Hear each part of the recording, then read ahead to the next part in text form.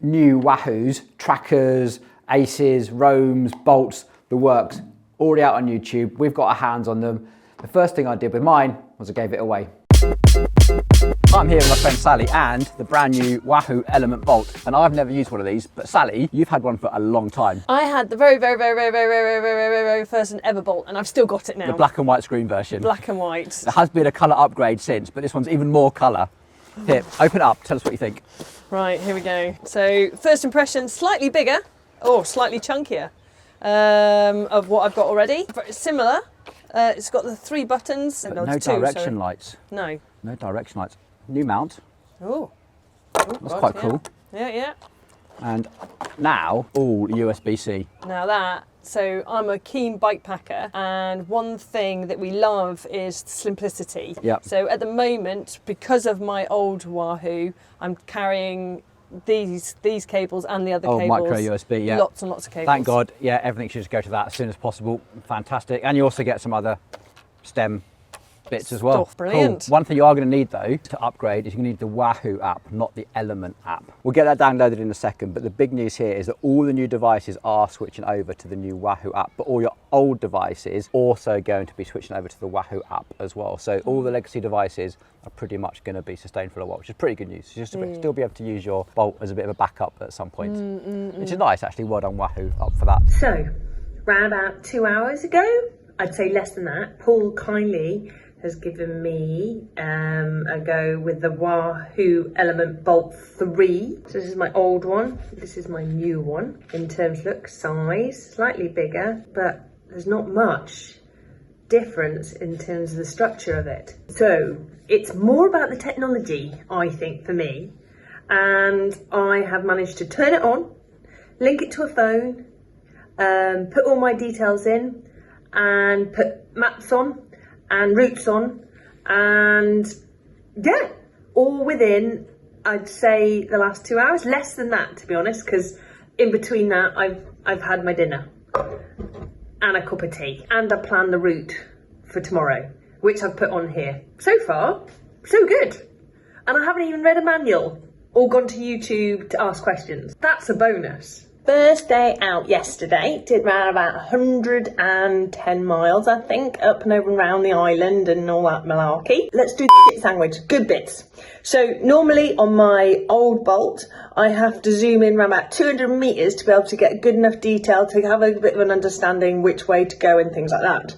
With this one, because of the colour and the definition and things like that, I can zoom out to 500 metres. It gives me a lot more knowledge, a bit more awareness of where I need to go, which actually gave me good preparation to time to decide positioning on the road and when I needed to turn and make decisions. It also gives you cues of the turning in speech, actually in writing. So when you approach a roundabout, take the 3rd exit. This is just an arrow and a map, and that's it. I'm dyslexic, so I'm not quite sure about that quality, if good or bad, telling me to go right or left. You can switch it off, I think. I'm still working at it, if you wanted that information or you just wanted the arrow. So that was a real positive thing. The other positive thing was it has an automatic sensor on it. So the light is off, and I went through a few tunnels yesterday and the light came on. So you could still see your map as you're going through the tunnel, which is a really nice feature, I thought, especially with my background. My background is ultra riding through the night. And having something less to think about, turning the light on, turning the light off, or backlight I should say, was a really nice thing to have actually. Right, this is my second ride now, using the Element Bolt 3. I had some hiccups, some software update. Paul contacted Wahoo, all sorted, we're up and running again. So, route loaded. Interface works well, and yeah, let's see how it goes. Back in Blighty, back in the UK. So I've just had 7 days in Mallorca riding my bike. Thought I'd quickly share with you another aspect I really like about it. It has a Yanard. So it actually attaches to your bike. So if it does sort of flick off, at least you're not using the gadget there, where the old one has nothing at all. It was just one unit itself. It's a really good little feature because my next adventure is I'm getting off this bike, my road bike, and I am off on to this bike. And I'm going to check out how the Wahoo Element does on a gravelly trip. To be continued. So day 3 of the Headwater Trail. Been playing about with my new Wahoo BOLT. Woohoo! And we've had to change plan or change because we've got a bit of a wheel issue out there. Ooh. So we're now uploading a new route. Now I did it within seconds. Fletch still hard at it. So up to Wahoo. Well done. I'm back from the Headwater Trail. Unfortunately, I didn't do much videoing, but how the Wahoo served me really, really well is that the fact that I was quite responsible for a few folk. So having a navigation system that actually just resynced, hassle-free, and if I needed to reroute, I managed to do it all through my phone, remotely. I had a 4G signal and synced it to the Wahoo, really simple. In terms of how much height gain we had remaining on the journey, how much journey we had left in kilometres, it was really good for me to quickly look at that information and share it with the people that I'm responsible with. So in terms of like being a bit of a leader, I think this Wahoo Element is superb, and I used it over 3 days. The only little thing I reckon, when I was off road, I had to zoom into sort of 200 meters for a bit more detail of where I was going, where on the road I've just been using it at like 500 meters the amount of zoom in. The next test, this is the last test for it, so I've had it for 3 days in Mallorca, 3 days on the Headwater Trail, and now tomorrow I'm doing an Audax 300 starting at Clitheroe. So it's a good test for the battery, so I'll let you know how it goes. Okay, we're I don't know how long we've been riding now. We've been riding for 8 hours, and we've done 150 kilometers with 2,947 meters of climbing. The Wahoo at the moment, we're on 75%, which is great. And I've been zooming in, zooming out, changing pages. So in terms of battery life, good so far. Anyway, crack on, we've still got a wee bit to go. Right, coming into the night. So we've been riding now 16 hours. We've done 268 kilometres, 5,400 metres of climbing. I've still got 52% left. Well, the other girls, Vicky's got the old Wahoo, the very original. She's had to charge hers up twice now. And Jenny's Garmin's at 30%. So yeah, it's doing great. I think you will agree that Sally has tortured that device. I can't think of a more excellent tester for such a small, lightweight device. Thanks so much for your input on that, Sally. I hope you guys appreciate it as well. I really think the two of them are forming somewhat of a relationship now. I think that better quality screen and definitely the extended battery life is a massive thumbs up. 2 features, much appreciated, and seem to be a very worthy upgrade. So what of the other devices? Well, the Roam, I've only got the old one here, sadly, and I think that Roam is going to fall into the same category, a good welcome upgrade. Again, working with that Wahoo app, the whole synchronization between route planning and your device seems to be getting better and better, which is great. We've also got the tracker. I'll come on to that in a second, but I wanted to talk very quickly about the Element Ace. This was launched in the dead of winter for us, and I did the review on it and I was sort of skeptical but kind of liked it. So I did decide to take the Wahoo Element Ace in the end, mostly because of the big screen and some cool stats that I want to use on this. Taking away all the heart rate data, all the power data, everything. This is all about speed and distance. So current speed, average speed, current distance we've done, ride time, all that sort of stuff is going to be really, really important to me. But also I'm going to want to use the airspeed. I'm really keen to see how that is affected within big groups of people.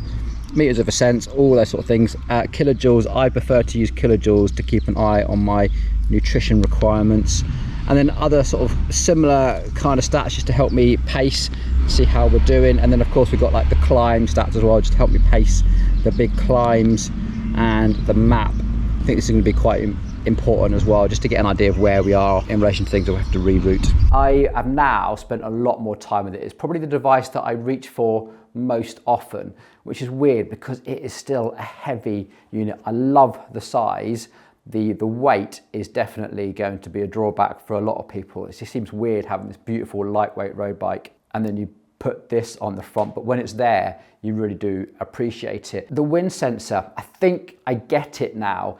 It reminds me a lot of the early days of heart rate monitors and power meters. Yeah, I've been at the start of that technology through my career, getting those polar heart rate straps that synchronize with a watch and all sorts. And it reminds me that you go through this learning curve where you learn about your body or about something quite quickly, but then you kind of end up working on a bit more intuition. Like, I've got a power meter, but I don't look at it religiously like I did one of the first couple of years of ownership. And I think this is the same. It's already teaching me an awful lot about the relationship between heart rate, power, speed is the ultimate metric, and the wind conditions on the day, and how that it all ties together and how it affects performance on the day. So I'm still very much on my steep learning curve with understanding all that, but I think it is going beyond a gimmick, but it will fall into that same category. I think you're going to hear an awful lot more about this wind sensor. They're onto something. Right then, the traditional end of trip bike check. So first of all, Wahoo Element 8, I get it now. I understand what this is about. Big pelotons, roads that you're not familiar with, and changeable wind conditions. You can probably hear very windy today. Really, really useful.